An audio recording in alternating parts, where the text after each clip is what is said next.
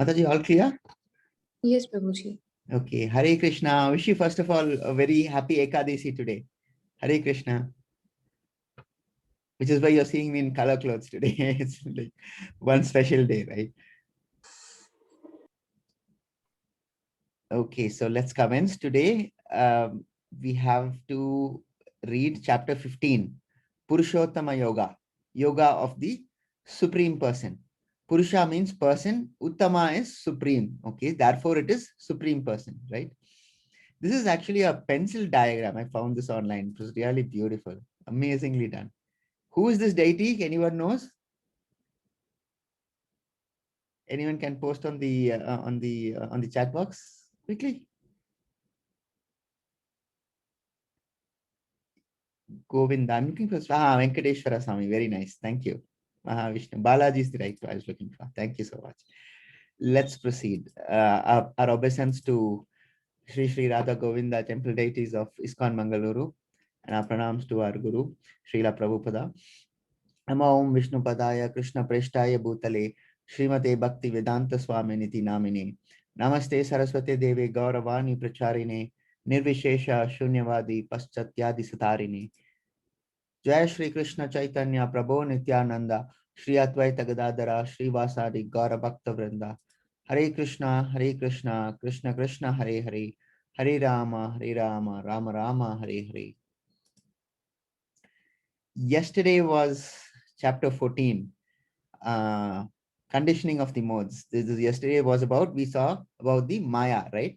The modes of material nature. So we saw what the modes of material nature were. Then we saw their characteristics, action, and what happens to people who die in those modes. And then we saw how to transcend those modes and reach eventually to Goloka Vrindavan, to Lord Krishna. That was yesterday's story. Now let's proceed to 15. 15 is divided into 4 headings. The first one is becoming detached from the material world. How do we do that from verses 1 to 5? And then transmigration of the souls. Krishna as the maintainer of every person, every living entity in this universe. And then the summary of the Vedanta Sutra. Okay, this will all make sense by the end of the chapter, hopefully. Okay, the first slide now. 15.1. Shri Bhagavan Uvacha Urdhvamulam Adharshakam Ashwatam Prahur Avyayam Chandansi Yasya Parnani Yastam Veda Savedavid. The Supreme Personality of Godhead said, it is said that there is an imperishable banyan tree that has its roots upward and its branches down, and whose leaves are Vedic hymns. One who knows this tree is a knower of the Vedas. So Krishna starts off chapter 15. Okay, and he refers to a tree. This is a banyan tree. It is supposed to be imperishable, so it never dies, right? So it is an imperishable banyan tree which has its roots upward. So it's an inverted banyan tree because the roots are up and the branches are down and the leaves are the Vedic hymns, right? And one who knows this tree is the knower of the Vedas. Okay. Now this tree is what Krishna is talking about here. Okay. It's a little bigger. Where do you see such a tree? I mean, I'm sure none of us have seen a tree like this, because this tree is supposed to be the shadow of a tree which exists in the spiritual world, right? You would not have seen a tree like this because, as I said, the material world is a perverted shadow of the spiritual world. Similarly, this tree is also a perverted shadow of the spiritual tree. Okay. The shadow of a tree, of anything, is there for some time, but then when there's no light, it can no longer exist, right? But since the shadow exists for some time, this tree also exists. But then Krishna says in the previous verse, it is an imperishable banyan tree. This imperishable banyan tree is the one which is in the spiritual world, not the one which is here, right? And what is here is the perverted form of that tree which is in the spiritual world, right? Since this tree exists for some time in this material world, there is a shadow cast upon it, which is what makes it appear as if it is inverted, with its leaves downwards and the root upwards. Okay, and the point that Krishna wants to establish by this analogy is that, like this shadow of the tree which is falling in this material world, this world too continuously comes into existence and is annihilated, in the sense that the shadow cannot last for long, right? And therefore it is that this tree is also not long because it's a shadow. And since there is an annihilation, the shadow will not be forever. Okay. And the point that is wanting to be conveyed is that the world is a fool's paradise, this world, because it's materialistic in nature. It is only for foolish people, and all the enjoyment in the world is only a hallucination of the mind, because it does not exist. But then the what I say now is very easy to hear, but then to understand it and act accordingly is difficult, because the maya, the illusion, is so strong, right? um, and when I say illusion and the happiness that is derived out of it, it only exists in the anticipation. It means I meant happiness here. Happiness exists only in the anticipation, is what I said, because that is what perhaps John Keats also, when he mentions hopefully traveling is better than arriving at the destination, right? So reaching the destination may be the ultimate happiness, but then when you hopefully travel, that gives you more pleasure. Assume that you see an apple in this tree, like for here, right here, economic development is mentioned. Okay, you see that apple and you want to go and get that apple, right? But then, as I mentioned, the tree is only a shadow. So you travel to get that, you see the apple, and then you take efforts to make your way to that apple. You climb the branches, so on and so forth. But then when you go near the apple and you're going to pluck it, it no longer is there, because it's only a shadow, right? And you're only left with disappointment. But the journey you took to collect that apple may be conceived as happiness by your mind. See, that's the problem with the mind. The mind always wants to somehow pursue happiness, so that even when an endeavor ends in abject failure, utter failure, the mind somehow derives some benefit out of it. It says, yes, I did make a journey, and the journey was hopeful, so there is some happiness out of it. What does Krishna say about this kind of world? Krishna says it's an dukalayam asaswatam, right? Temporary world of misery. Supposing someone is dropped in an ocean, for some time they can stay afloat, right? They can stay afloat, but for how long? Eventually they will drown, because they will eventually get fatigued, and if no one rescues them, they are going to drown. Okay. um, but then, like that is the cycle of life, and cycle of birth and life, right?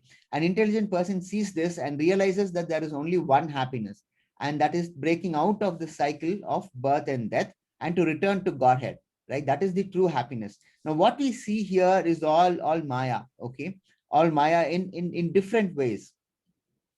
There is an incident that Namanishta Prabhuji mentioned, actually. uh, there was a brahmachari, a young youth who turned into a brahmachari, and he renounces the world, of course, with his permission of his parents. But then his father was not very happy about it, though he gave his permission, but he was not very happy about the boy's decision, right? So he goes to meet the boy at the Gurukul, and classes are going on, and he sits in also to listen. And as he listens to the class, he gets angrier by the minute, right? And then immediately after the class is over, he remarks that you're all cheating people, and you're misleading them and spoiling young people's minds, right? So he challenges the teacher there, that he should be shown Vaikuntham immediately, and that it should be proved that God also exists. So the teacher asks him in reply, do you want constant happiness? The teacher asks the father, do you want a constant happiness? And the father, of course, everybody wants constant happiness. Therefore, the father also says, yes, I want constant happiness. Then the teacher follows it up with a question that, do you think constant happiness exists in the world? And the father says, of course not. Constant happiness does not exist in the world. How can there be constant happiness when I'm in misery right now? You have all taken away my son. How can I be happy? Therefore, constant happiness as a concept does not exist, right? The follow-up by the teacher was, you know that there exists no state of constant happiness, and yet you want it. Why do you want it? See, if you want something, it means you have you have been able to conceive of it, right? Otherwise, you wouldn't even know that state exists. It's because that the father says that there is a place of there is a requirement, a desire of constant happiness, that he has been able to conceive of that that concept. See, this is very abstract. This example is a very abstract example. Okay, so the reasoning is like this. The answer that the father gave, that he wants constant happiness, he is able to derive that knowledge because some point of time he has experienced that constant happiness, right? So that is what the teacher is trying to explain to the father, right? So when the teacher asks the question, so why do you want to have it? If you want something, it means you have tasted it somewhere, right? How can you conceive of something of which you have no idea of? That constant happiness is not here, but is available elsewhere, and that elsewhere is Vaikuntham. So that is why the process of reasoning by which the teacher establishes that there is in fact a place called Vaikuntham, right? So that was the reasoning, because constant happiness is only when you are with the Godhead. Okay, we all want Sat, Chit, and Ananda, right? Sat is eternal. Our soul is eternal, but this body is not. So we are not eternal, right? Chit is knowledge. Normally, we do not like to be ignorant. We don't prefer to be ignorant. We want to know. We seek knowledge, right? That is the natural tendency of the soul. Correct. So there is no Sat, in the sense that there is no eternity, there is no knowledge in this place, I mean to say. And Ananda, of course, Ananda is bliss, and I'm sure you all agree that this place is not a bliss, as Krishna says, this place is a Dukhalayam, right? So what we need are the three, that is Sat, Chit, and Ananda, none of which is available here. Correct. So it is that we have to break the cycle of birth and death. It is the cycle of this birth and death that is keeping us here. And this entire book of Bhagavad Gita is how to break out of it, correct? And that is how it is different from Vedas. See, the Vedas is instructions to lead your life, how best to lead your life. But the problem with that is it keeps you in this in this prison. It does not let you get out of it. And Bhagavad Gita is the book which tells you the way out of this prison, right? So that is the difference between the Vedas and Bhagavad Gita. Bhagavad Gita is the way to break the circle of life and death, whereas Vedas gives you a comfortable life. It's like going from, as I mentioned earlier, an example, going from, like, say, D group, D class prison to an A class prison. That's all it does. But then Bhagavad Gita is a grantha which helps you break out of it, correct? So so then the question would be, how did we end up in this prison in the first place? I mentioned this answer before as envy, and I should be repeating it again, envy. But then you see here, it's also desire. It's not just envy. It's envy arising out of desire. That's what is important. You see desire here, right? That's what is causing the problem. We want to be the proprietor. We want to be the Lord. We want to imitate the position of Krishna artificially. You see, that's the problem that we are in. Okay. And this is important to show you the headings here. Like, for example, you see pious acts. All these, as the previous verse shows, is the leaves. Leaves are the Vedic hymns, right? So all this is what keeps you here. Pious acts, Vedic hymns, economic development, religiosity, sense gratification, impious acts, sense objects. All this keeps you here, right? And all this is based on what? What is it rooted in? It is all rooted in desire. That's what the problem is, right? So how do you cross over and go here to Goloka Vrindavan is all what this book is about. To go back here is the ultimate objective, right? And what is this person doing here? This person is trying to cut the tree. Now that is what we have to see next. How do you cut the tree? See, we should understand the scheme of the chapters. See, in chapter 12, which is the last of the Bhakti chapters, Krishna says conclusively that Bhakti is the best way, right? But then Arjuna persists in getting to know how to extricate himself from this world by other means, such as knowledge. The first part is karma. further, he goes one step further. Arjuna goes one step further and wants to find out the means to extricate himself by way of knowledge, which is why the Jnana chapters exist, which we saw in chapter 13. Before we started chapter 13, we saw why exactly Jnana chapters exist, right? And what is the purpose of Jnana chapters? It's because Arjuna wants to extricate himself by using Jnana, right?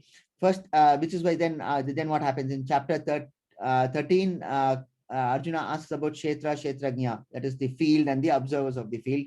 Then Krishna deals with the material modes of nature, which we saw yesterday, their characteristics and their effects, and he concludes with this inverted tree. So that is how the scheme of the chapter is laid about. Okay.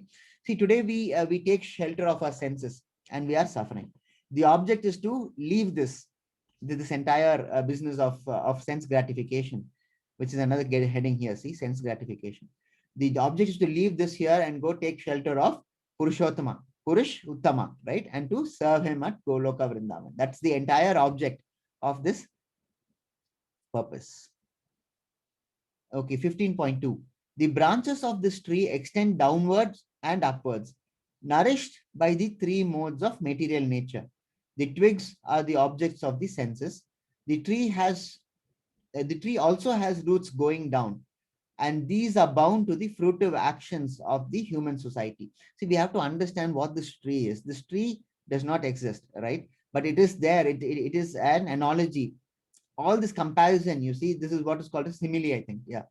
All this comparison is important. What is the tree nourished by? This tree is nourished by the three modes of material nature, that is sattvic, rajasic, and tamasic. So it is those three modes of material nature which nourish this tree. And what are the twigs? The twigs are the object of the senses. The tree also has roots going down. It goes up, but then it also, like a banyan tree, right? This is of course a banyan tree. So the banyan tree has roots down, but then as it grows older, the roots sort of drop down and then again establish itself from the ground, right, onto the ground. So all that is what is dealt with in chapter 15.2. Okay. This is important. This is an important verse. 15.3 and 4. The real form of this tree cannot be perceived in this world. So Krishna says that's very clear. The real form of this tree cannot be perceived in this world. No one can understand where it ends, where it begins, and where its foundation is. But with determination, one must cut down this tree with the weapon of detachment. So doing, one must seek that place from which, having once gone, one never returns, and there surrender to that supreme personality of Godhead, from whom everything has begun and in whom everything is abiding since time immemorial. Okay, so let's convert this into two. Okay, the first three lines we'll take first. So Krishna says in the first part that this real form of this tree cannot be perceived in this world. As I mentioned, this tree is a shadow. It's a perverted shadow of the one which exists in the spiritual world, right? So therefore it is Krishna is clarifying here that the real form of this tree cannot be perceived in this world. In this world means in this material world, right?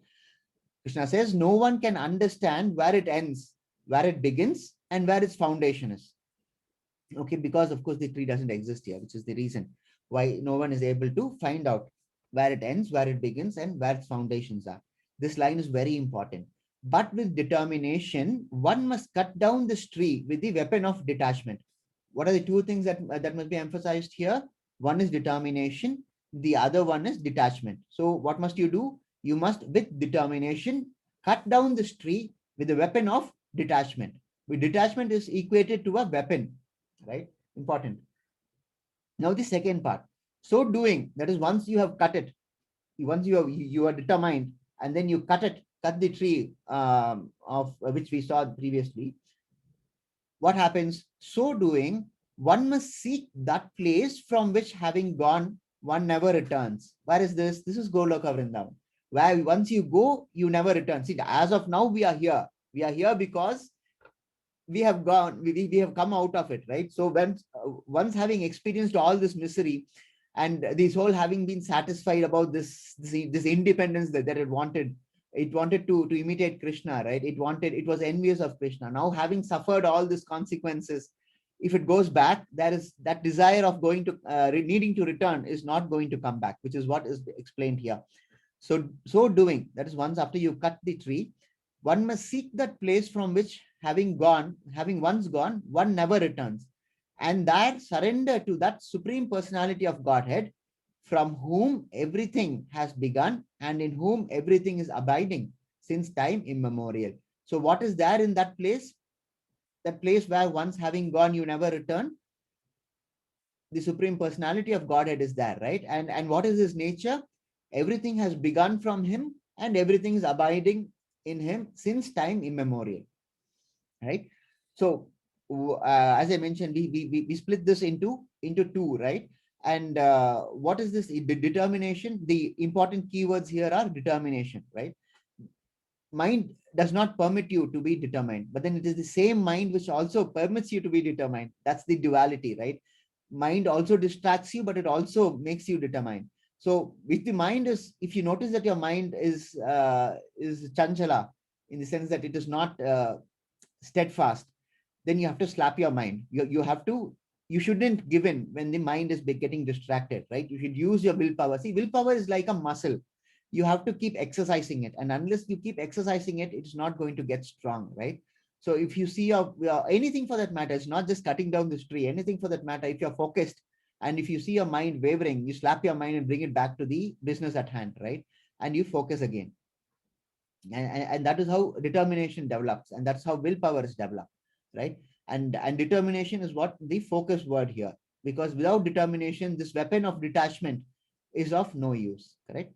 The point is that you must cut this tree down, and without cutting this tree down, you cannot cross the ocean of desire. You see this ocean of desire here, right? So without cutting down this tree, which is what this person here is trying to do with the axe or a knife, whatever it is, he's trying to cut down this tree, right? And then you have to cross this ocean of desire, and then reach Krishna at the end. Okay, we saw this. Okay, this is a little more explanation of this banyan tree, right? So where does this get its nourishment from? The three modes of nourishment is from the three modes, that is goodness, passion, and ignorance, right? And how are the living entities involvement is, they hop from one branch to another trying to taste the fruit, which is the example I gave you, right? Up and what is the nature of the tree? Up is down and down is up. Can't see how far the tree extends or where it ends. Although living entities are eternal fragmental parts of Krishna, they are struggling with the senses. And what are the fruits of this tree? Dharma, artha, karma, and moksha. How do you get out of it? The only way out of this tree is detachment. Okay. And we have more explanation of the trees. We saw this, right? Leaves are Vedic hymns, twigs are sense objects, tips of the branches are senses, and the roots, the real roots go upwards towards Brahmaloka, and the secondary root go downwards, Bhuloka.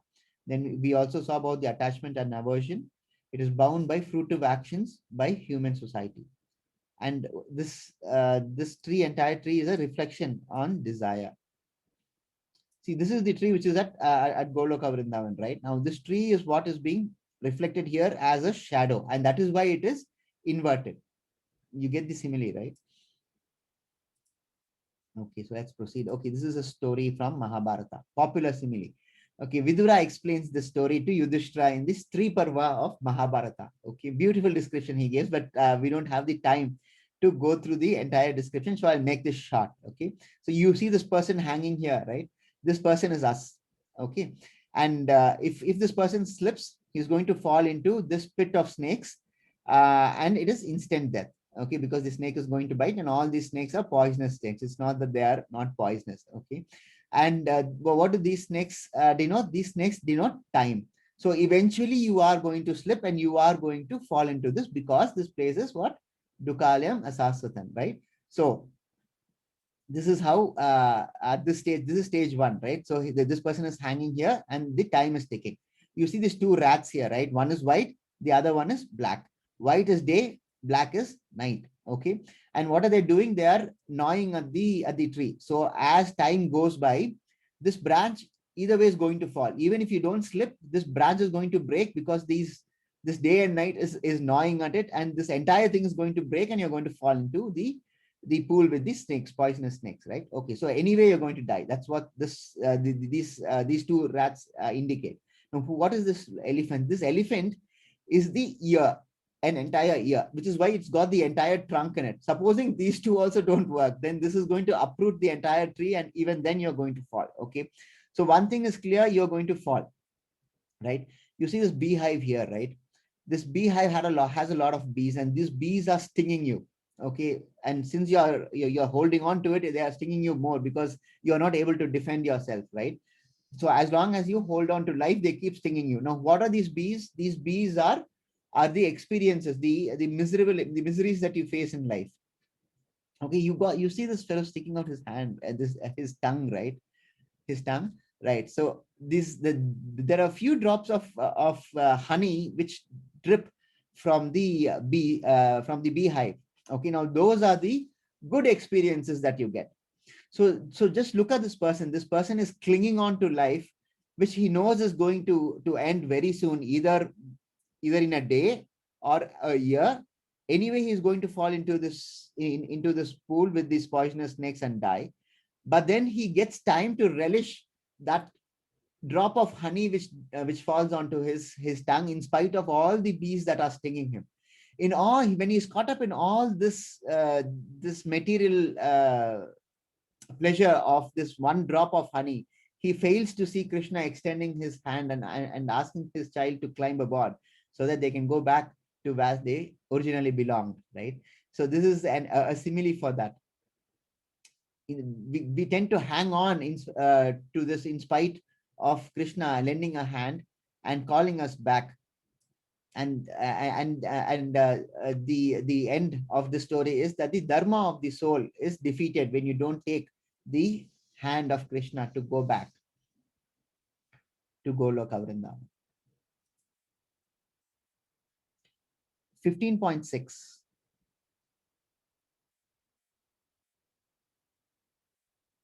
Hare Krishna Yes, Mataji. Hare Krishna.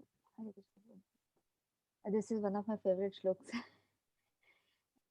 न तद्भास्यते सूर्यो न शशाङ्को न पावका यद्गत्वा न निवर्तन्ते तद्धमा परमं मम. That abode of mine is not illumined by the sun or the moon, nor by the electricity. One who reaches it never returns to this material world. Okay, we saw in the previous world Krishna extending his hand, right, so that we can go back to him. Now he is explaining what is the place, what is the nature of the place that he occupies. So this is a description of Goloka Vrindavan. That abode of mine, which abode? Golaka Vrindavan, right? That abode of mine is not illumined by the sun or moon or by electricity. Okay, so where's the light coming from? Because he is self-effulgent, right? That's why Krishna generates his own power. You can take it like that. One who reaches it never returns to this material world. This is again an echo of what we saw in the previous in the previous verse, where we dealt with the banyan tree. Here we say here, one must seek that place from which, having gone once, one never returns, right? This verse that we saw is an echo of that verse there. So just to explain this a little more, not illumined by sun or moon or nor by electricity, it's clear. It doesn't require any explanation. It's just that we must understand that Krishna is self-effulgent, right? For Earth, if you take Earth, we have a separate light source, a third party, so as to speak, which is the sun, right? But not in Goloka Vrindavan. And Krishna says one who enters it never returns to the material world. Because one time, as I mentioned, the soul has made the mistake. It has departed from Krishna. It has learnt its lesson. So once it goes back to Goloka Vrindavan, it will not return back to this world. Now, this is a promise by Krishna, right? Just return. Somehow buy a ticket, go back to Goloka Vrindavan, and you will not return to this world. It will be bliss forever, right?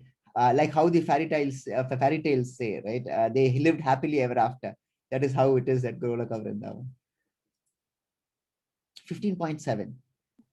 ममैवांशो जीवलोके जीवभूत सनातनः मनः षष्ठानि इन्द्रियाणि प्रकृतिस्थानि कर्षति.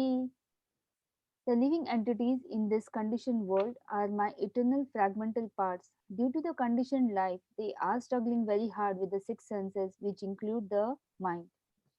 This is important. Eternal fragmental parts, right? What is Krishna saying here? Krishna is saying that we are all eternal. But then we already know this because in chapter 2 itself, Krishna has said that we are not the body, we are the soul. That is the first lesson in Bhagavad Gita, right? But then it is in this chapter that Krishna recognizes the struggles that we are facing. But because he says here, I think Subbarao Prabhuji asked me this question about the mind and its relationship with the six senses, right?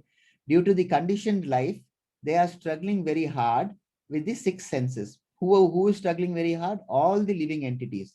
They are struggling with what? They are struggling with six senses, which include the mind. This is important.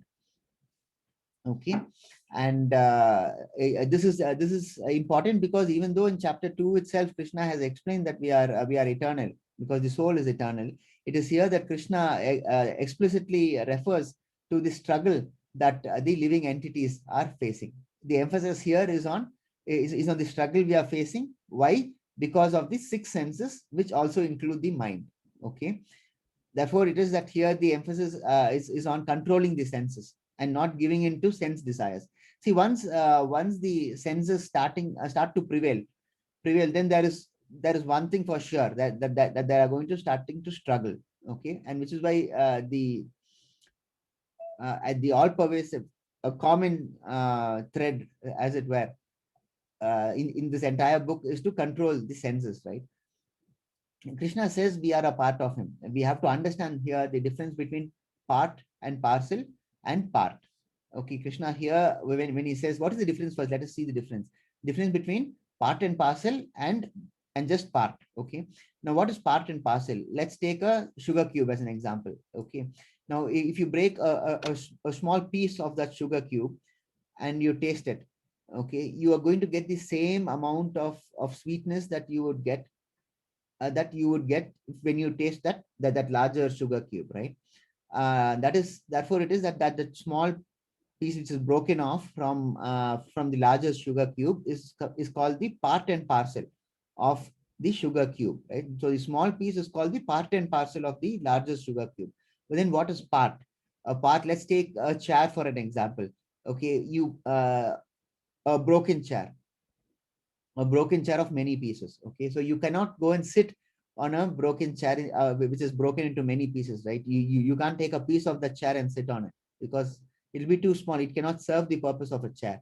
Now in that case, a broken that piece of broken chair is only a part of the broken chair. It's not the part and parcel of the broken chair. So that is the distinction between part and parcel. So what are we here? Are we part, or are we part and parcel? Quickly in the chat box, can you post? Are we part and parcel? Are we just part?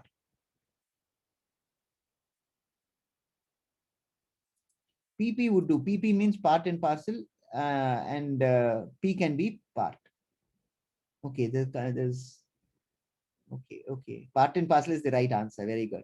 Why is part and parcel the right answer? Because Krishna has already told us in chapter 2, right? Yes, part and parcel is the right answer.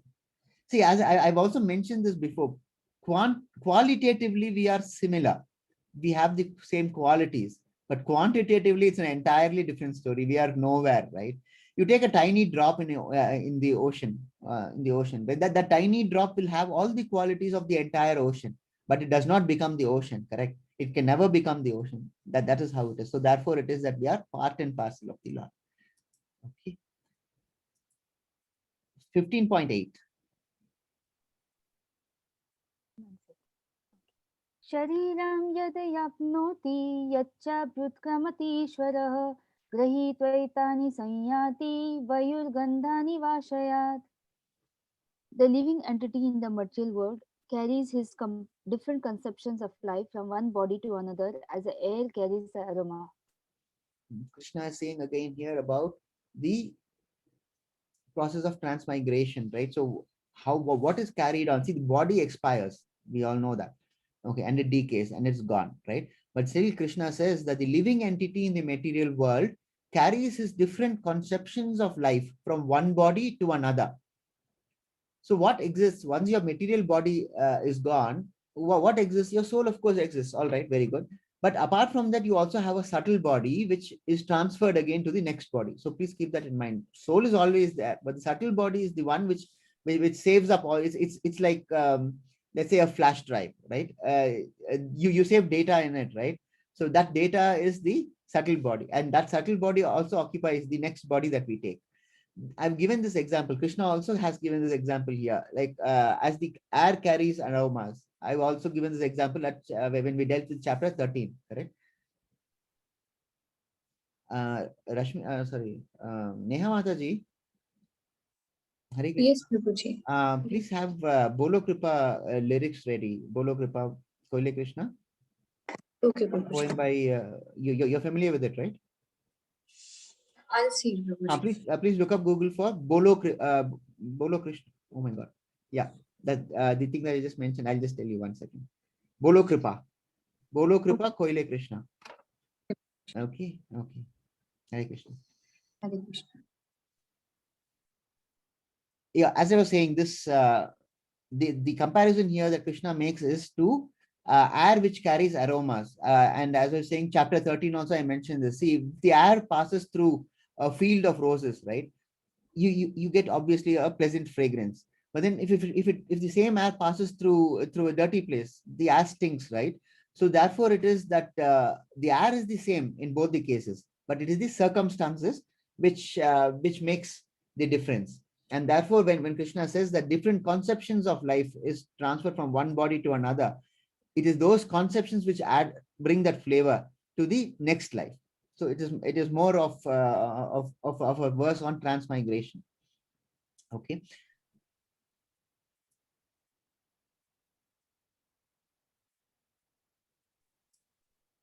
Mataji, you've got it, isn't it?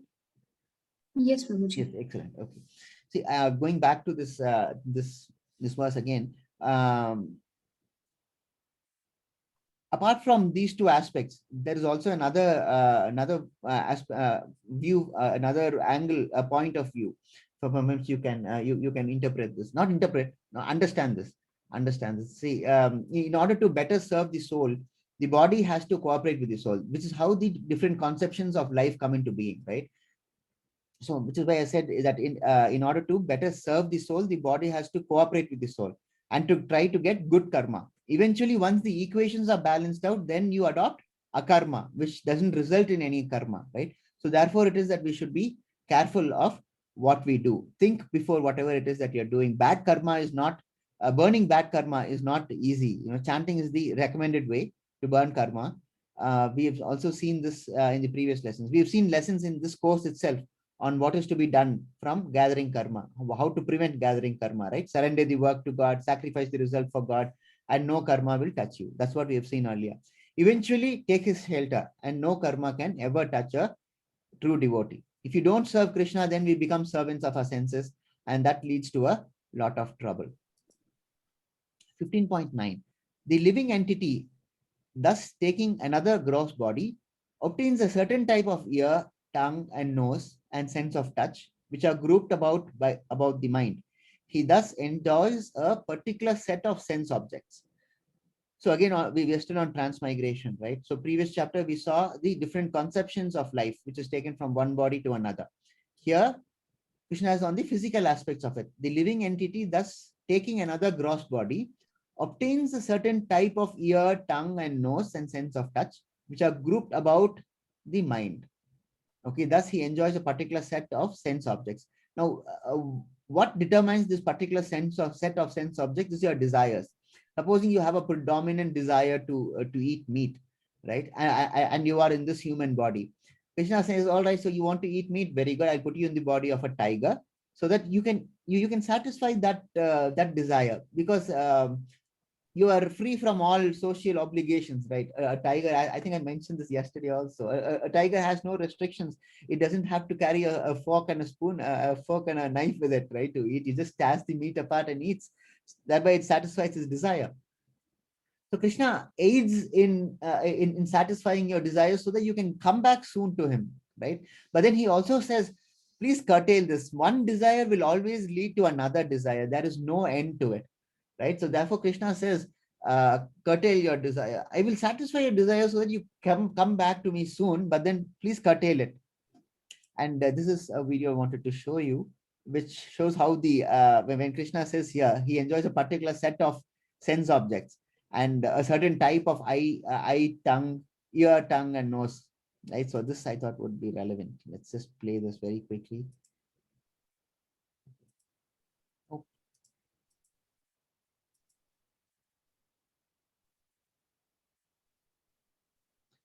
Mataji, am I online?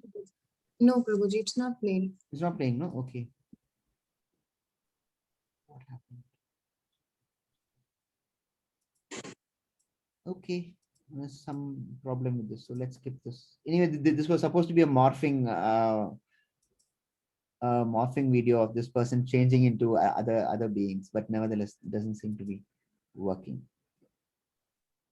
Okay, the point I wanted to make here though was that the previous verse mentioned that we get certain ears, tongue, nose, and sense of touch, right? Which are grouped by the mind, and therefore it is that we enjoy a particular set of sense objects. Now, these are all living entities.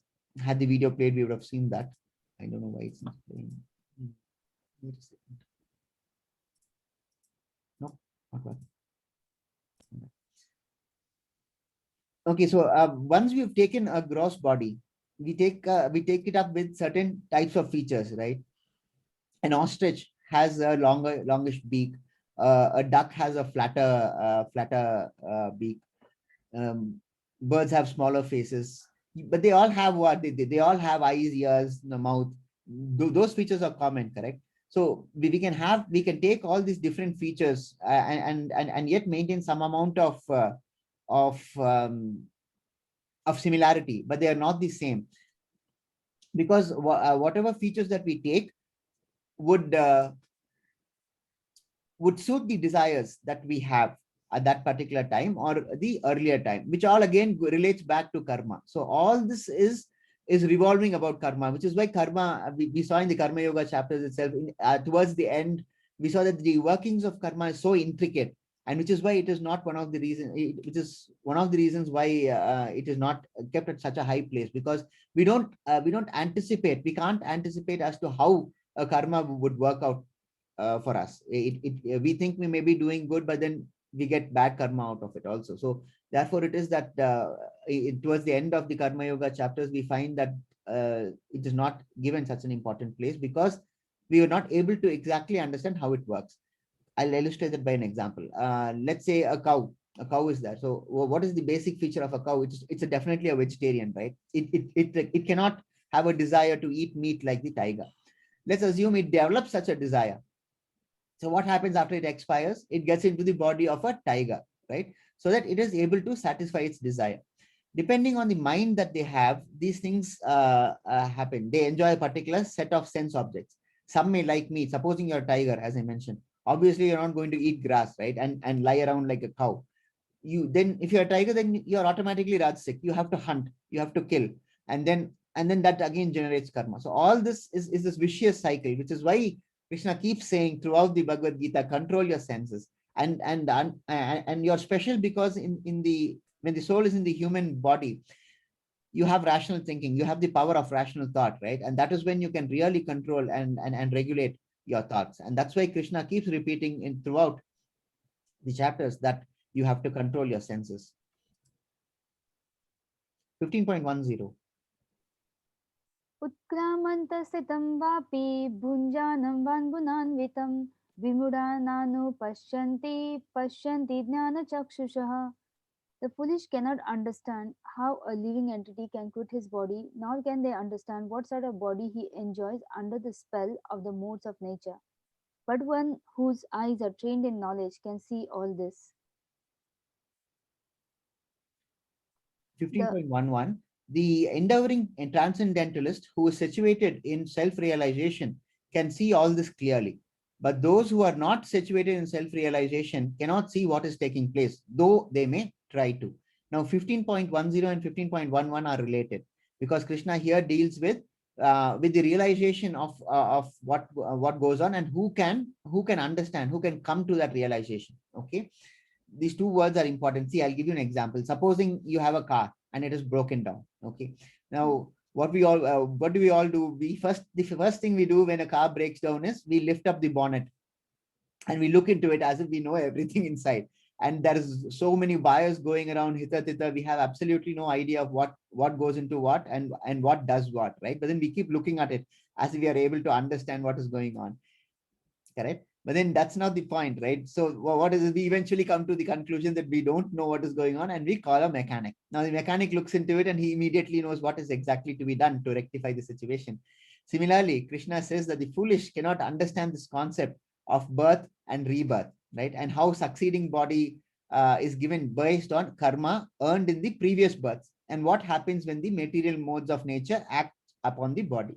So 515.10 is a verse which declares that people will not understand, the foolish will not understand how this entire thing happens. Okay. So who understands? 15.11 says that the endeavoring transcendentalist who is situated in self-realization can see all this clearly. So he is the person who will understand what is going on. What is this clearly here? Can see all this clearly, right? What is this?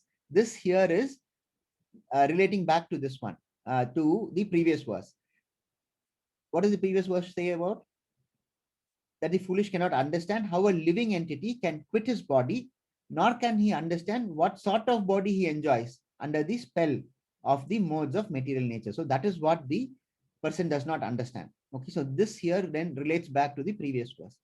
But those who are not situated in self-realization cannot see what is taking place. That is us. That is the person who finds out that the car is broken down, right? And he lifts up the bonnet and looks at what is going on. And this is important. Though they may try to, because we all endeavor. We lift up the bonnet to see what is inside, but then we don't understand what is inside, and that's why we call the mechanic, right?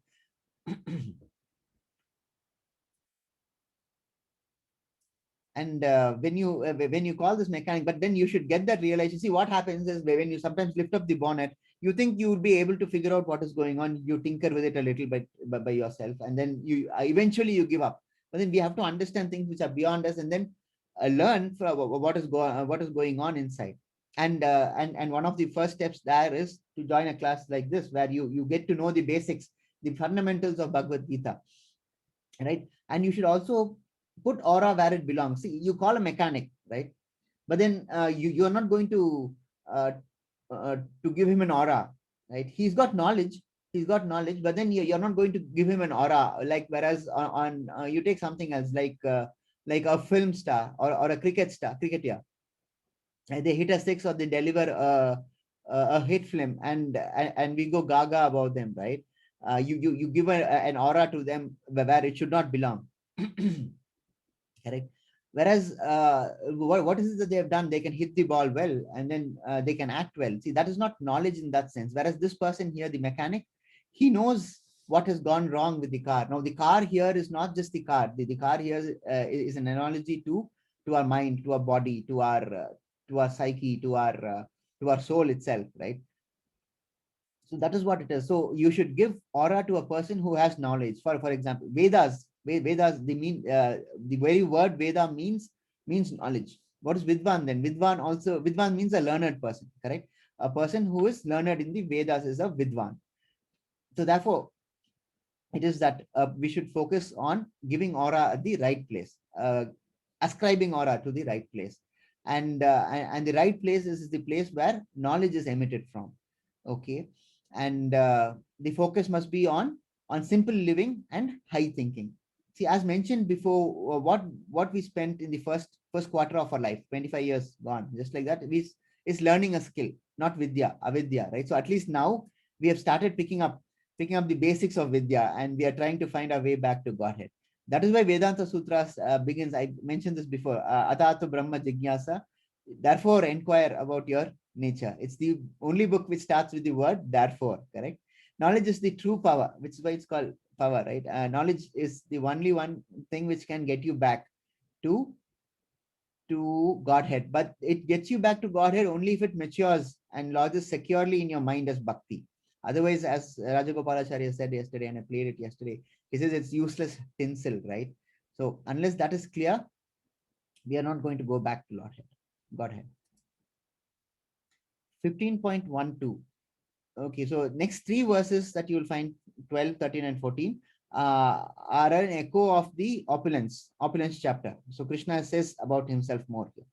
The splendor of the sun, which dissipates the darkness of this whole world, comes from me. And the splendor of the moon and the splendor of fire are also from me. Okay. 15.3. 13. Hare Krishna Mataji. Yeah. Gama vishya bhutani dharamya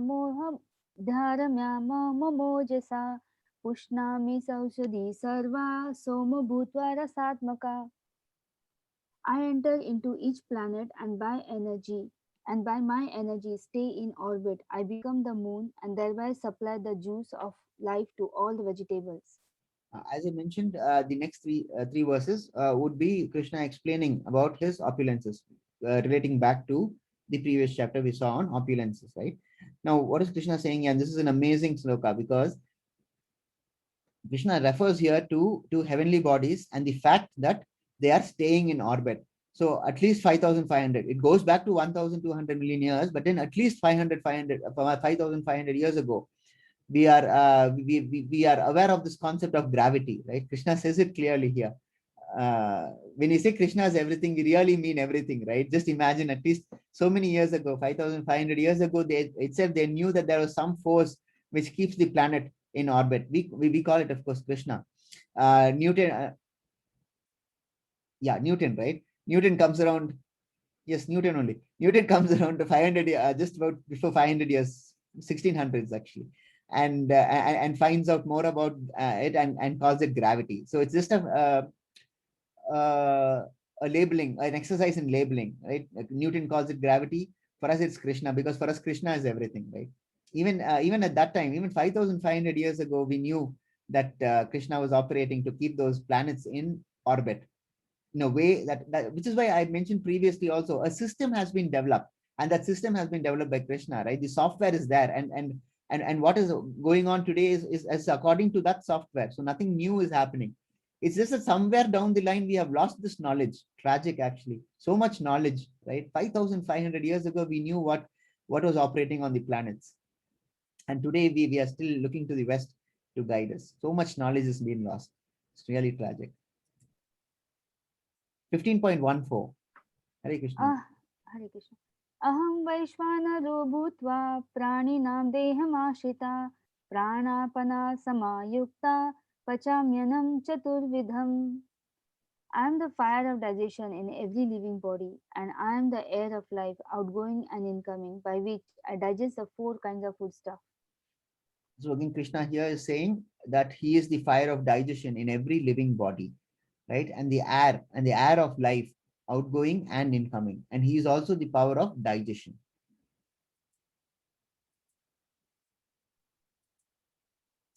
15.15. Sarvasya chaham hridhi sannivishto matta smriti jnanamapohanam cha vedesha sarve rahameva vedyo vedanta kritveda videva chaham.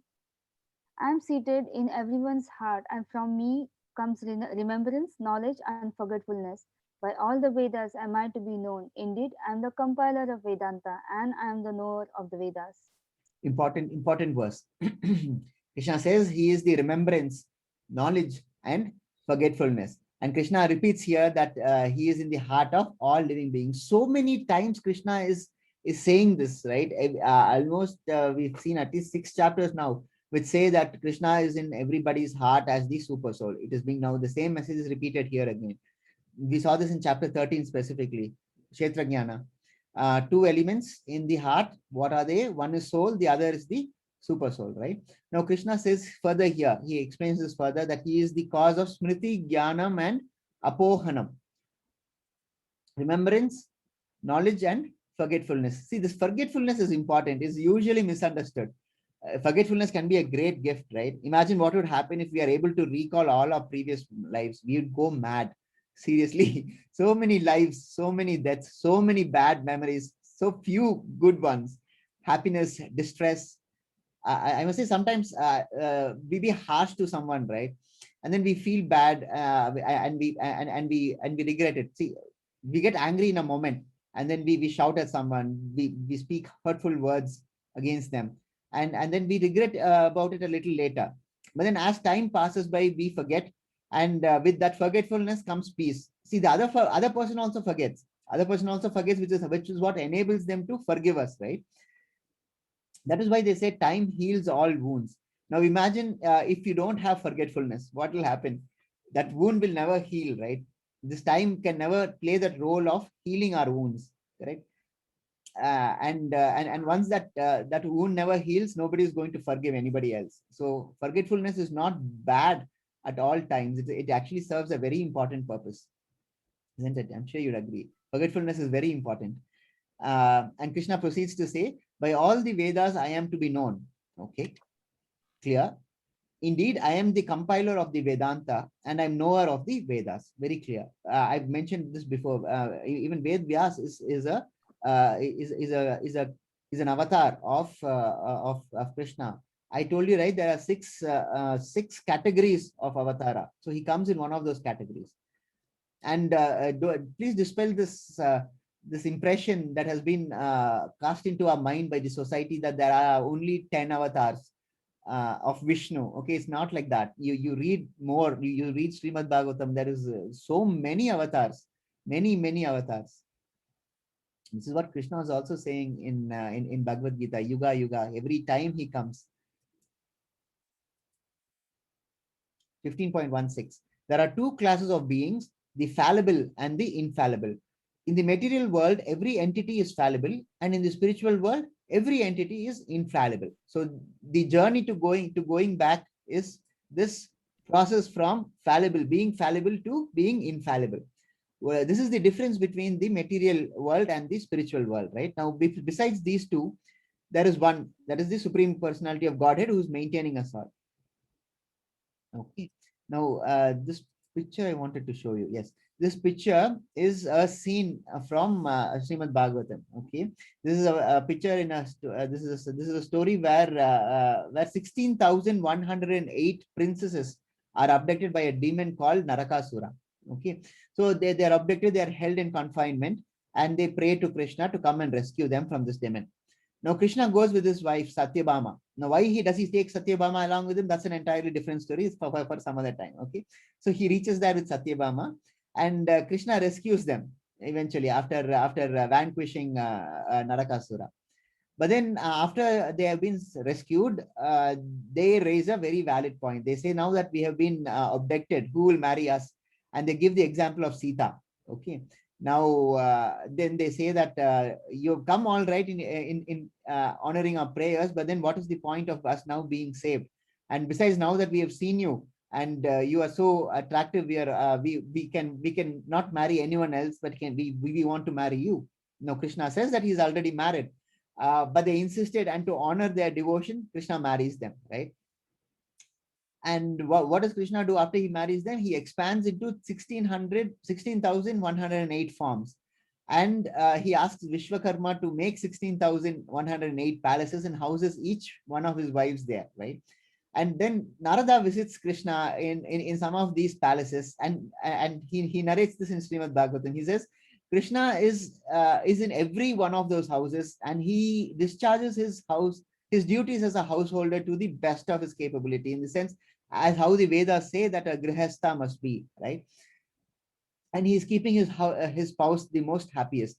So so it is that that this journey of being fallible to infallible becomes relevant. Okay, 15.17. Besides these two, there is a great living personality, the Lord himself, who has entered into these worlds and is maintaining them. So it is in these two verses that this story becomes relevant.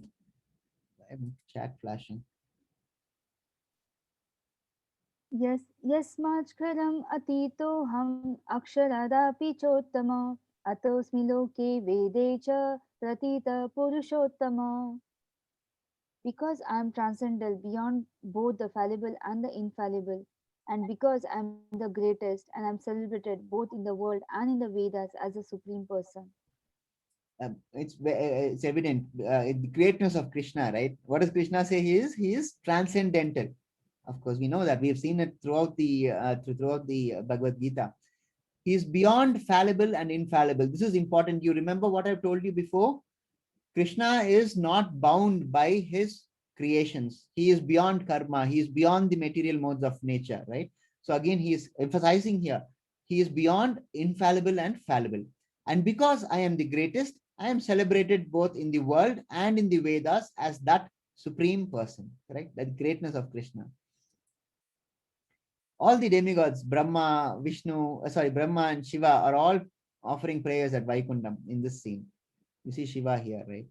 And next scene you'll see Brahma. Brahma here is praying. He's praying, and Shiva here is this is again from the Srimad Bhagavatam, where Parvati asks where Parvati asks her husband Shiva, who is the highest? What is the highest worship? And Shiva replies, Aradhanam Sarvesam Vishnur Aradhanam Param. He says there are the Vedas recommend worship of the demigods, but then Shiva says that the worship of Vishnu Aradhanam is the highest, is Param, okay, is the topmost. And then he goes on to say about this, Tasmat Parataram Devi Tadyanam Samarchanam, which is that even above the worship of Krishna, of Vishnu, is the service to Vaishnavas. So that becomes relevant also, you know. So Aradhanam Sarvesham is Aradhanam, worship of Sarvesham, of all of the demigods is there, but the highest worship is Vishnu Aradhanam Param. Okay, and he says Tasmat Parataram Devi Tadyanam Samarchanam. That is, though Vishnu worship is the highest, worship of service to the devotees of Vishnu is even higher. Okay, see, we have a problem with all this is because of a preconceived notions. The scriptures are very clear. There may be inconsistencies, but then we have to understand who is speaking here, right? Krishna himself is speaking. And when I said inconsistencies, there are some books, as a devotee pointed out, which say that there are other gods, that there are where Shiva is being portrayed as the supreme god. It can be, it may be, but see, those books are different. But here we have the God himself say that he is the supreme personality of Godhead, and therefore it is that you have to attach more weight to these to these books, right? And therefore it is that Krishna is the supreme personality of Godhead. In fact, Shiva, there is a verse in Srimad Bhagavatam itself, Vaishnava Nam Yata Shambhu. That is, Shiva is the prime Vaishnava. There is no doubting about that, right? Okay, I think this is the Yo mamevam sammudo janati purushottamam sa sarva vidbhajati mam sarva bhavena bharata. Whoever knows me as the supreme personality of the Godhead without doubting is to be understood as a knower of everything, and he therefore engages himself in full devotional service, O son of Bharata. As I was saying, inconsistencies may seem apparent, but it's not truly there, because again, as Krishna emphasizes here, it's squarely answering the question, right? Whoever knows me as the supreme personality of Godhead without doubt, without doubting, that is very important here, which is why it's underlined, right? Do not doubt. See, doubt erodes faith. Just believe and follow is what Krishna is saying. He is understood to be the knower of everything, and he therefore engages himself in full devotional service. This is the most confidential part of the Vedic scriptures. This is 15.20. This is the most confidential part of the Vedic scriptures. O sinless one, and it is now disclosed by me. Whoever understands this will become wise, and his endeavors will know perfection. It's evident, right? Krishna says that this is the most confidential part of the Vedic scriptures. We had an entire chapter on this, right? Guhya. Guhyat, Guhyataram, and Guhyatrama. We saw all this in that chapter. So this verse is an echo back to that chapter, right? And Krishna says that he has now disclosed all this to Arjuna, and whoever knows this will be wise, and his endeavors will know perfection. And with that, we conclude this chapter. 5 minutes over the boundary. Okay. Chapter 15. What have we seen today? We have seen how becoming detached, how to detach yourself from the material world. How do you become detached from the material world? With determination. And what is your weapon? Detachment, correct? And that is dealt with in that inverted banyan tree. right? And then we saw about the transmigration, and we saw about Krishna as maintainer, and the concluding verses of Vedanta Sutra. Hare Krishna. Let's conclude the chapter with our pranams to our Guru. Om Ajnana Timirandasya Jnananjala Salakya Chakshuru Militam Yena Tasmai Shri Guruve Namaha. Vaishnava Pranam. Vancha Kalpatarubhyascha Kripa Sindhubevacha Patitanam Pavanebhyo Vaishnavebhyo Namo Namaha. Krishnaveni Mataji is here, so I don't want to keep her waiting, but please stand by because there is a quiz that there is a poll that I want you to all answer. So we'll do that after the Ashtakam today, after the bhajan by Mataji. Krishnaveni Mataji. Hare Krishna Mataji. Hare Krishna Mataji. Can you please raise your hand?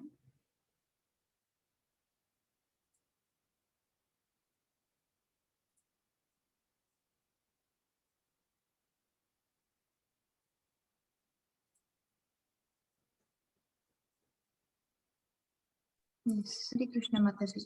Hare Krishna Prabhuji, Dandavat Pranam. Hare Krishna Mataji, wish you a very happy Ekadasi. Thank you. Same to you also, Prabhuji. Hare Krishna. Hare Krishna. And you could actually tell about today's Ekadasi also, Prabhuji, for them. Just give me one moment. Sometimes my audio Definitely. is not clear. I didn't hear that. Just give me one moment. About Nirjala Ekadasi. Yes, you what did can, you say? I'm sorry. What did you say? I said today's Nirjala Ekadasi could be told to them, Prabhuji. At Yes, least they Mataji, can we have already start. explained. We have already Okay. explained. We had Rashmi Mataji as special guest yesterday. Okay, okay. So Hare Krishna. Hare we've Krishna. taken an entire session on that now.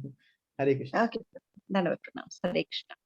So as you suggested, this is Markini Bhagavata Dharma, what is known as A.C. Bhaktivedanta Swami's trip while he was going on his trip to America. That particular time, he has written from deep within his heart, Guru Kripa Vile Krishna. Athamera Gat. Hare Krishna. Can I start, Prabhu? Shall I start the Kirtan, Prabhu? Please, Matu, please. Yes. Hare Krishna. Guru Kripa Vile Krishna Athamera Prati Kilagiya Nileheta Koro ye begati Guru Kripa Vile Krishna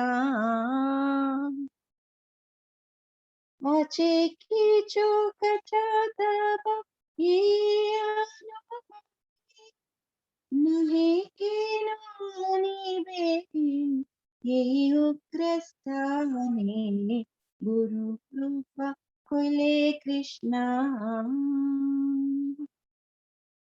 Rajastamo Gunera Savai Achana Vasudeva Kagaruchi Nahi se prasana Nabi jadi Tava Krupa Hoi ahai tuki Sakali Sambhava Hoi Tumi se kautuki Guru Kripa Vile Krishna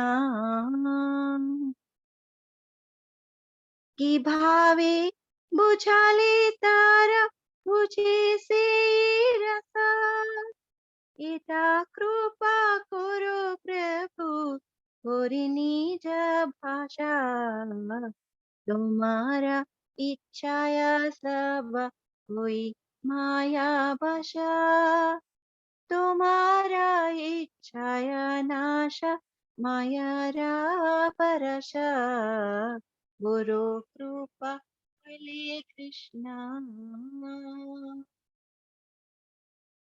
Tava ichha hoi jari Tagera uddham Buchibi nishaya tabi Tada se tuma Bhagavate katha se Tabhavatar Dira hoya Shuni jadi kane bar bar Guru Kripa Vile Krishna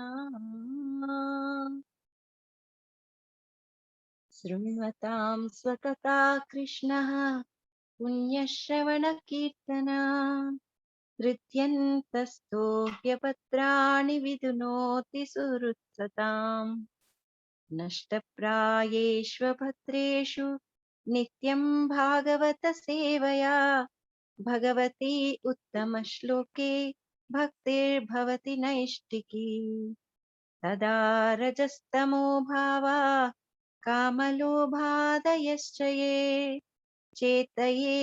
चेतयेतैरनाविद्धं स्थितं सत्त्वे प्रसीदति एवं प्रसन्नमनसो भगवद्भक्तियोगतः भगवत्तत्त्वविज्ञानं मुक्तसङ्गस्य जायते खिद्यते हृदयग्रन्थिः छिद्यन्ते सर्वसंशयाः क्षीयन्ते चास्य कर्माणि दृष्टयेवात्मनीश्वरे रजस्तमोहते तबे पायिबे निस्तार हृदयेर अभद्रा सब घुची बेतार की कोरे बुझाबो गाता बरसे ही चाहे खुद्रामी दिनाहीना कोनो शक्ति नाही अथच एनो चो प्रभु कथा बोली बारे जे तो मारा इच्छा प्रभु करो ये बारे गुरु कृपा कोइले कृष्णा अखिला जगत गुरु बचना से आमा अलंकृत कुरिबार क्षमता तोमार गुरु कृपा कोइले कृष्णा तव कृपा हले मोर कथा शुद्ध हबे शुनिया सबर शोक दुख जे गुछिबे गुरु कृपा कोइले कृष्णा अनिया चो जदे प्रभु हमारे नचते नचाओ नचाओ प्रभु नचाओ से मते काष्टेरा पुतले जादा नचाओ से मते गुरु कृपा कोइले Krishna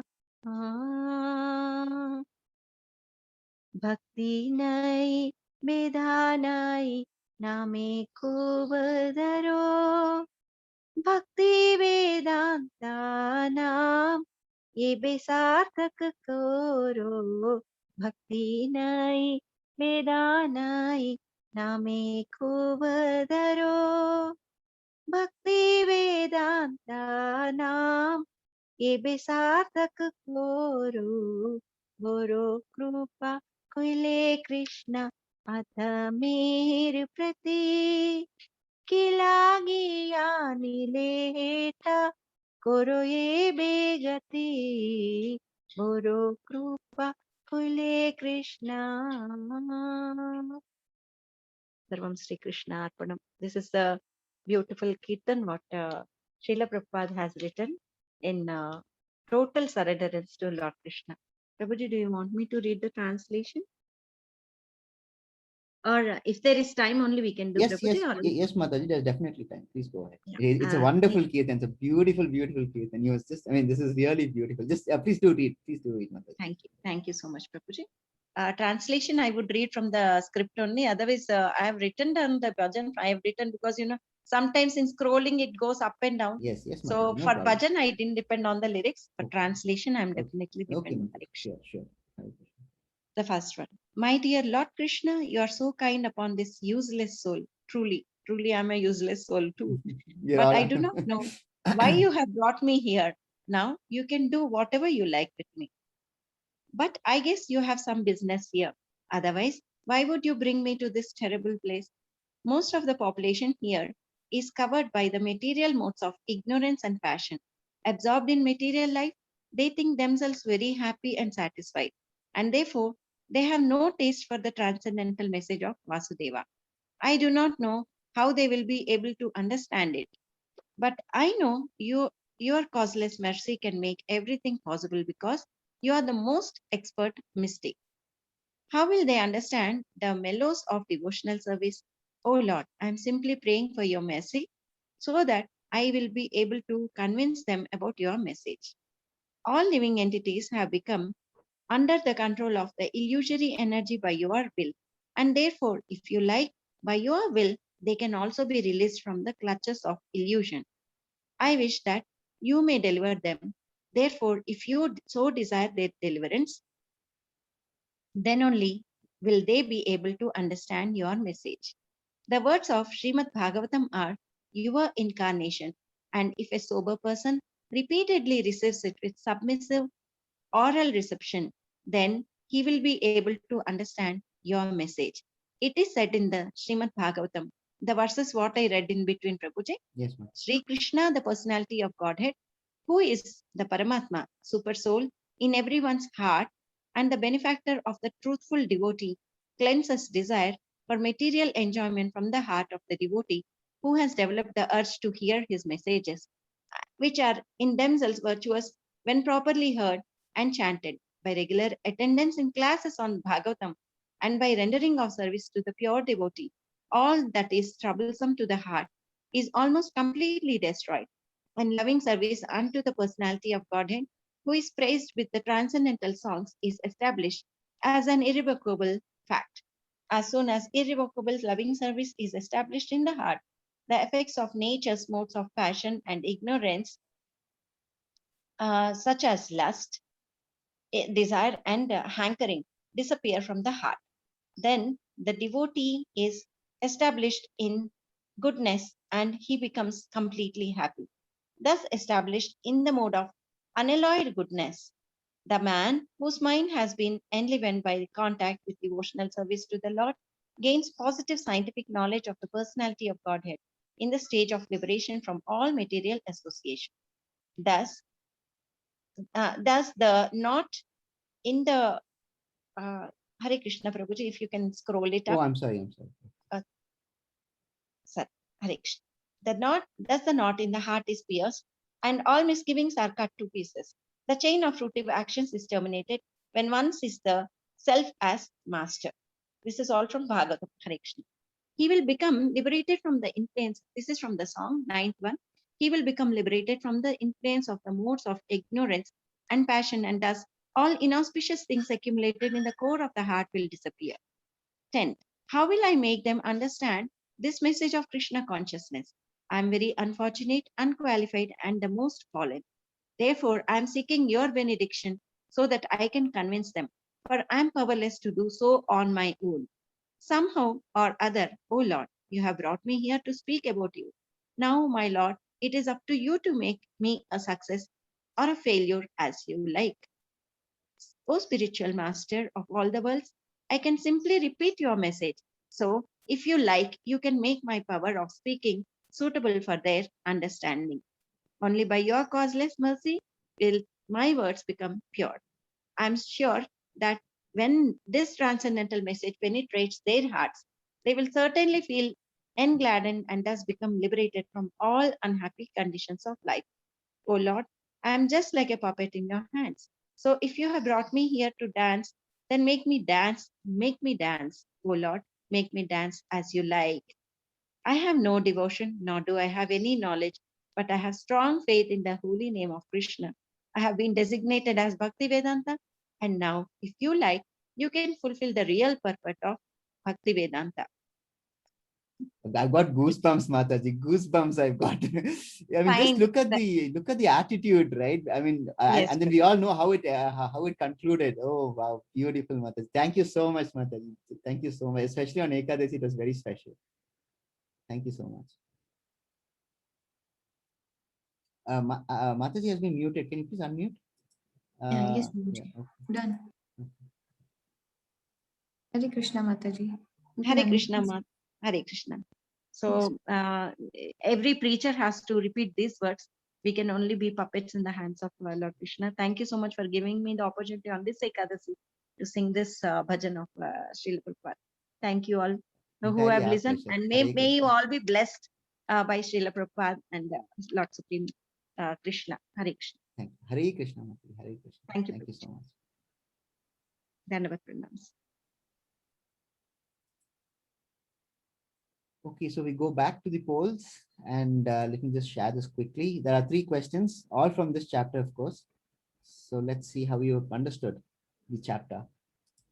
Launching. The first question is, from where does the inverted banyan tree get its nourishment? I hope you can all see the poll.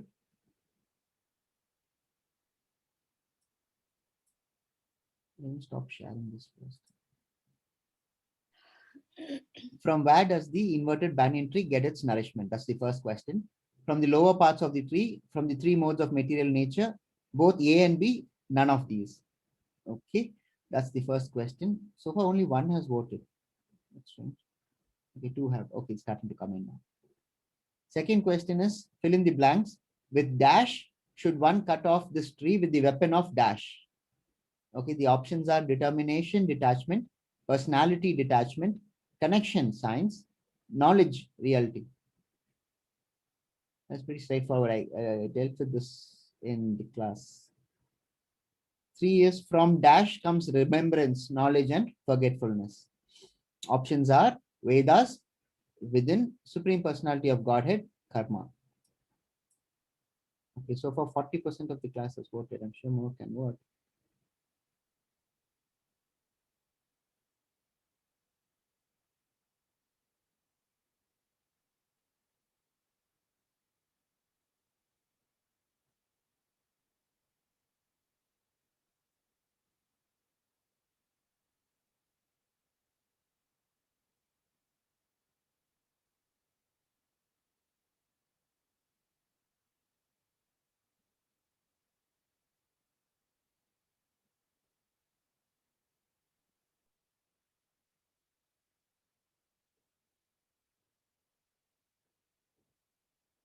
Okay, so 74% have voted.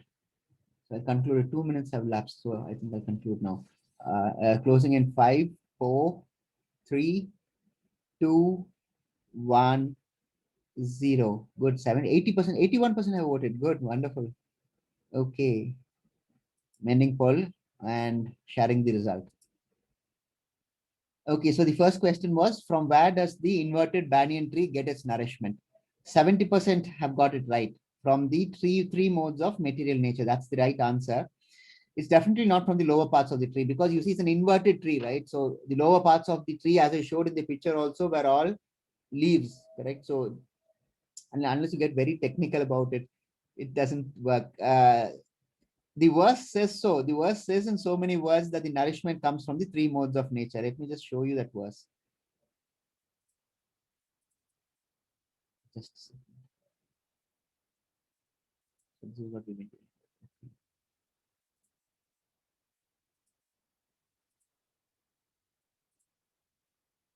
This is the verse, right? Which one? Yeah, here it is. What is it nourished by? The branches of this tree extend downward and upward, nourished by the 3 modes of material nature. So that was what the important takeaway is. So this banyan tree gets its nourishment from the 3 modes of material nature. 70% have got it right. Nice. Fill in the blanks. With dash, should one cut off this tree with the weapon of dash? 92%. Excellent. This determination and detachment. There's one who answered personality and detachment. There are 3 people who answered knowledge and reality. Let's see the verse, shall we? Here it is.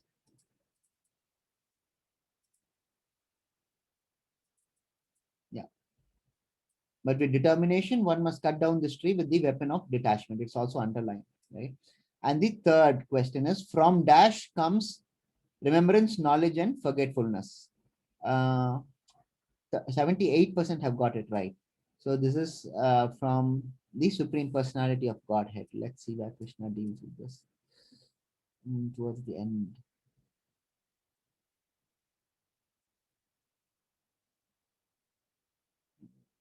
Yeah, this one. I'm seated in everyone's heart, and from me comes remembrance, knowledge, and forgetfulness. So not bad. The majority of the class, large majority of the class has understood the chapter well. Thank you so much. I'll stop sharing the results and we can go on to the next segment. Hare Krishna. Hare Krishna, Prabhuji. Yes. There's a question in a chat box. Yes. Yeah. I used So to you want me chant. to, okay, go on. Yeah, sorry. I thought you wanted me to see the question. No, carry on, Mataji. Please carry on. I used to chant Om Namo Bhagavate Vasudevaya mantra before this class, but have now shifted to the Maha Mantra. But I was just wondering that is the Maha Mantra superior to other mantra? And if Yes, so, why? yes. It's a question by Why? Vedanta. I'll tell you why, because I've told you this why also. We had an entire session on that. After the usual classes, we had a session on the history of the Maha Mantra, right? Where we saw where it came from. It came from Kali Santarna Upanishad, if you remember. And what is Kali Santarna Upanishad? It is a conversation between Brahma and his son Narada, correct? And what does Narada ask in that? Narada asks Brahma, what is the way for these miserable people in the age of Kali? And Brahma says, I've studied the entire Vedas, and in my opinion, this 16 words, Sodashakam, Iti Sodashakam Namam, right? These 16 words are the only way of realization. That is Hare Krishna, Krishna Krishna, Hare Hare, Hare Rama, Rama Rama, Hare Hare. Is the only way of liberation from this period of Kali. See, we have to understand one thing. I'll address your initial question first. That is, why is this supposed to be the only mantra? One is because it is because Kali Santarna Upanishad says so. Brahma himself says so. It's no less a personality than Brahma who is saying this. That is one. The other reason is, as I mentioned earlier, each yuga has a prescribed way of worship. Okay, and in Kali Yuga, it is Bhagavan Nama. Okay, so Bhagavan Nama is Krishna and Rama, correct? Therefore, it is the prescribed way. And what was the next question? There was another question. Is it Why? why is what I mentioned? Because Brahma said. So I've answered both the questions. Why is it superior? And the follow up was It is why? superior because one, because it's a mantra which is given by Brahma, and two, because Brahma says expressly that he has read the entire Vedas, right? He is, of course, the person who knows all the Vedas, right? And he, after having read all the Vedas, he says in so many words that should I pull out that presentation? Let me just show it again. It will just clarify all this stuff. Just give me 1 minute. Let me just take it out. This is the good thing about having it on the computer somewhere, at least.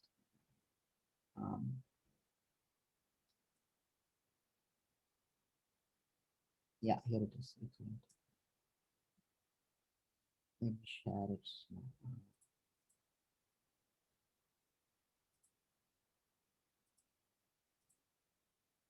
Okay, clear? This is visible? Yes, Prabhuji. Right? Okay. We go to Kali Santarna Upanishad directly. Okay, these are all the prelude before I dealt with Kali Santarna Upanishad. Yes, this is it. This is what I wanted to show. Hare Krishna. This iti Shodashakam Nama. This is what I was mentioning, right? These 16 words of Hare Krishna Maha Mantra are specially meant for counteracting the sins of Kali Yuga. To save oneself from the contamination of Kali Yuga, there is no other alternative but to chant the Hare Krishna Maha Mantra.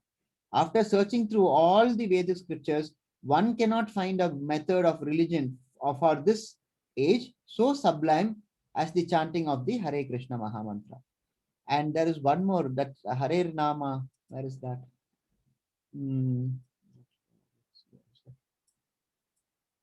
That's the Panchatantra Mantra. This is what I was looking for. This is from the Chaitanya Charitamrita, Madhya Sloka. And Krishnamani Mataji would definitely be able to shed more light on this. She's raised her hand. I'll unmute her right away. Yes, Mataji. Hare Krishna. Hare Krishna, Prabhuji. There are about 3 shlokas, Prabhuji, on Hare Yes, Nama. yes, please. One go is Hare Nama, Hare Nama Iva Kevalam, Kalau Nasteva Nastyeva, nastyeva gatiranyatha. And same thing has been put in Brahmanda Purana also. Yes, Mataji. Prabhuji, Yes. two Very more good. shlokas. Yeah. Haridnamaiva kevalam is the one verse, and the other one is Haridnamaiva mama jivanam. Make it a part of your life. Kalo nasyeva gatiranyatha. This I just wanted to mention that Wonderful. other one. Prabhuji. Thank Hare you Krishna. so much, Mataji. I don't have the other two. I just checked up. I don't have the other two, but thank you so much for bringing it to our notice. Thank you so much, Mataji. Hare Krishna. Hare Krishna. And as you said, iti shodasakam namnam kali kalmashanasanam natah parataropaya sarva vedeshu tusyate. Even if you search all the Vedas also, there's You are no not better good. and simple mantra than this is given by Vedavyasa. Hare Krishna. Yes. Hare Krishna, Mataji. Thank you so much. So that answers the question. You heard it from Krishnaveni Mataji herself, right? Okay, just to give you a translation of the first sloka, the Hare Nama sloka. This is, as I mentioned, from Chaitanya Charitamrita, right? In this age of quarrel and hypocrisy, the only means of deliverance is the chanting of the holy names of the Lord. There is no other way. There is no other way. There is no other way. Why is it mentioned 3 times? If you remember, I had mentioned about the rule of 3, right? When you want to mention something important, always make it into 3. That's why it is repeated thrice. There is no other way. There is no other way. There is no other way. And what is there no other way for? But to chant the holy names of the Lord in this age of quarrel and hypocrisy. What is this age of quarrel and hypocrisy? It is the defining feature of Kali Yuga. Correct? I hope that answers the question comprehensively. Yes, Prabhuji. Next question is by Galaxy Note 10 Plus. In Satchit Anand, Chit stands for knowledge. What knowledge? We've dealt with this again, isn't it? Before, what is knowledge? Knowledge, Vidya and Avidya. What is knowledge? Well, what have we studied so far for 25 years in school and college and universities? We have studied Avidya, right? And what is Avidya? What is Vidya? Vidya, any knowledge that takes you towards the Godhead, towards Krishna, is Vidya, right? And therefore, in Chit, knowledge stands here for Vidya. Any knowledge that takes you towards God. What is Avidya? Avidya is just a skill. That's what we have learned for 25 years, correct? Hare Krishna. That's answered, right? Yeah. Yes, Prabhuji.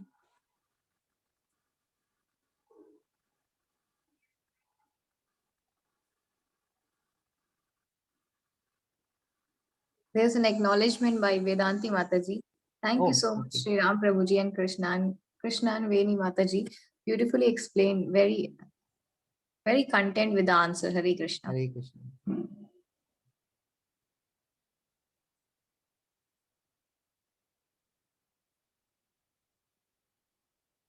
And to Galaxy Note 10, I hope I've made that answer clear.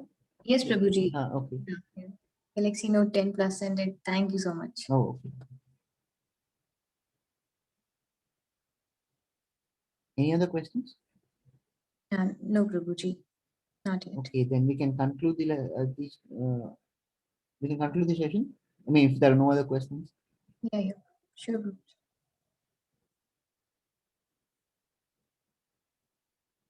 No raised hands today. Just Yeah. okay then. Very good. Hare Krishna. Let's conclude this session. Hare Krishna. Thank you so much, Prabhuji. Okay, by the way, I've allowed participants to unmute. How many of you are observing fast today? I hope a few of you are at least. Yes. Very Yes, nice. Prabhuji. Okay. Yes, Prabhuji. Good. Excellent. Oh, okay. They're all raised hands. Subbarao Prabhuji, very nice. Very nice stuff. KD. Hare Krishna, Prabhuji. Hare Krishna. Again, Very nice. wonderful class today. Yes, thank you. Only thing regarding the desire, we normally say you should become desireless. At the same time, it is said, at the end, whatever desire you have, you will become that. Prabhuji, So see, we are human. Let's understand. See, desire, you can never become desireless. But we are not machines. No, we are humans. The important thing is to regulate your desire. Krishna says, control your senses. He doesn't say be devoid of senses, right? He says, control your desires. He says, control your senses, right? So you can. So therefore, I thought I must amend that initial statement that you made, that we should be without any senses. It cannot be, right? Then you might as well be inanimate. because that you have been given a human body, that you can feel those desires. You can feel those senses, correct? I hope I'm making myself clear. So just Yes, amend yes, that you are very- initial aspect of the statement. It's not that we should be without desire. It's that our desire must be the right desire. One can be guided what type of desires he should inculcate, Yes, like a list yes, of desires. correct. That's right. Hare Krishna, Prabhuji. I'll just add Please, saying that Mataji, please, certainly. instead of the sensual desires, instead of the desires for your sense gratification, make it for the gratification of Lord. So direct your desires for the Lord as He instructed. If you follow, then slowly your own sensual desires will come down, and your desire for reaching Lord will improve. That's what is the probably the inner meaning I found. Yes, Mataji, perfectly. Very good. Hare Krishna. What I practically feel is the pursuance of desire that is usually taking you away from Krishna conscious or so on. Yeah, that's correct, Father Prabhuji. What you have understood is right. See, the problem is you with your desire. Supposing your desire is to go towards Krishna, that is also a desire, correct? That is an authorized desire, isn't it? To go back to Godhead is an authorized desire. It is the purpose of the soul, isn't it? Now, if your desire is something else, which is as Mataji said, sensual, which is concerned with material gratification, then that is not authorized. It's not a proper desire to have. As I mentioned, you cannot be without desires. Desires are part of human nature. But what sort of desires that you must have, that is what is important. And if you are having a desire of going back to Godhead, if you're having the desire to serve the devotees of Godhead, all that will take you back to God, isn't it? So the point I wanted to convey was, you cannot be, one, that you cannot be without desires. Two, your desires have to be authorized. It has to be recognized. It has to take you back to Godhead. All other desires which don't take you back to Godhead are sensual desires, as Krishnamani Mataji pointed out. Therefore, try and develop desires which serve the purpose of taking you back to Godhead, Prabhuji. Are there any protocol of such desires, Prabhuji, we can suggest? from Bhagavad Gita Islam? is entirely full of that, isn't it? What sort of desires must you have? What you must not have particularly? Isn't it? Hare Krishna, Prabhuji. Hare Like Krishna. you can have a son, but that son should be Krishna conscious son. You can direct that particular thought as, let me have a Krishna conscious son. Like when you give a birth, want a progeny also. That is how Srila Prabhupada explains in the 7th chapter. No, Prabhuji, like Balam Balavatam Chaham Kama. He tells in that particular shloka, among strong he is strength, and then even the desire also, it is which is accepted by the Shastra. Thank you, Prabhuji. Hare Hare Krishna. Kama Any other Raga questions? Vivarjit. Hare Krishna. Any other questions? Thank you, Mataji. Thank you, Prabhuji. Hare Krishna, Prabhuji. Dandavat pranam, Hare Krishna. There's one question in chat box which was considered yesterday also, but I'm reading since it's written by Aparna Shah Mataji. Is Ekadashi Vrat also for departed family members? My initial answer should be no, because Ekadasi Vrat is not for that. It is for Krishna. But I think Krishnamani Mataji, if you know, my initial answer is no, but I'm not sure. Because it doesn't have anything Yes, to do with Prabhuji. departed family members. Ekadashi Vrat is for the one who is already living, and there is no harm for chanting for the elders, because they are always blessed by our prayers. So it is, if you are that need not be, the Vrat is as such not for any dead actually, as you said, Prabhuji. But it prayers on any day and every day is good for the elders. That will only enhance their spiritual elevation in their next life. That no one is directly taken to higher abode. So always add prayers for the elders who have given us such a wonderful birth. To understand Lord Krishna, our human birth is the most durlabha, as scripture says. Hare Krishna, Prabhuji. Hare Krishna. There are two raised hands. Do we deal with them? Mataji, Neha Mataji? Yeah, they can unmute themselves. Oh yes, they can unmute. If you, perhaps they have answered for my question as to how, are you on breath today? Yes, Perhaps Prabhuji. they have answered that. Good. I'm happy to see quite a few people who are on breath. Very nice. Very nice. Thank you so much. Hare Krishna. So let's conclude. How do we conclude? Okay, you can all you are all unmuted, right? Okay. Bhagavad Gita ki, Jai. Srila Prabhupada ki, Jai. Hare Krishna. Jai. Hare Krishna Prabhu. Hare Krishna. Hare Krishna. Hare Krishna. Thank you so Hare much. Krishna. Thank you, Krishnaveni Mataji, for joining us today. Dandavat pranams. Hare Krishna. Bhagavad Gita, Bhagavad Gita, read it every day. Be enlightened and stay peaceful, chanting all through life. Hare Krishna. Hare Hare Hare Krishna. Thank you. Hare Krishna. Thank you. Thank you so much. I'm Hare ending the Krishna. meeting today. Let's come meet again for tomorrow, our next chapter. Hare Krishna.